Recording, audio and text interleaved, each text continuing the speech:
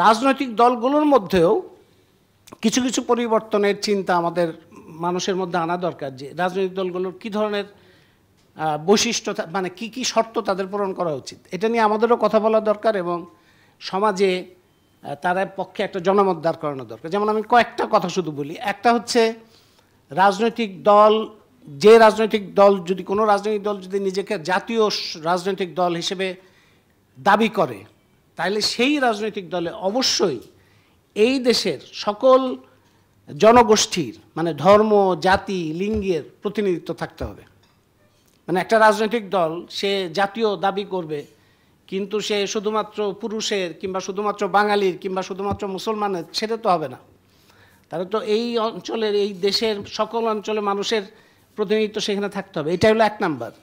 2 number হচ্ছে সকল পর্যায়ে তার একটা নির্বাচন প্রক্রিয়া থাকতে হবে।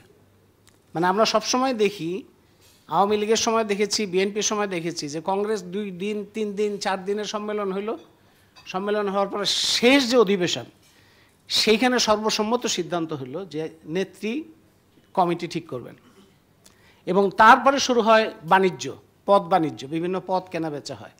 এইরকম রাজনৈতিক দল কি করে গণতন্ত্রের পথে কোনো ভূমিকা রাখবে?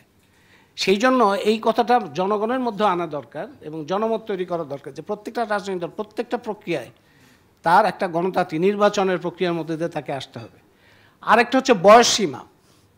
নেতা নেত্রীদের বয়স সীমা, তাদের একটা রিটায়ার করার একটা ব্যবস্থাও করা দরকার, যাতে একই ব্যক্তি বছরের পর বছর, দশকের পর দশক তার কর্তৃত্বে ওইখানে নতুন কোনো নেতৃত্বই তৈরি হয় না। এইটা একটা। আরেকটা হচ্ছে নারী এবং অন্যান্য জনগোষ্ঠীর অংশগ্রহণ, যেটা ইতিমধ্যে নারী কমিশন এবং অন্যান্য কমিশনে আসছে, এবং এটা খুব গুরুত্বপূর্ণ এবং এটা আরও পপুলারাইজ করা দরকার, যে নারীর অংশগ্রহণ অন্তত পক্ষে 30% মিনিমাম, কমপক্ষে সেখানে যেন থাকে। অন্যান্য জাতিসত্তার কথা আমি বললাম এবং অন্যান্য যে জনগোষ্ঠী সেগুলো।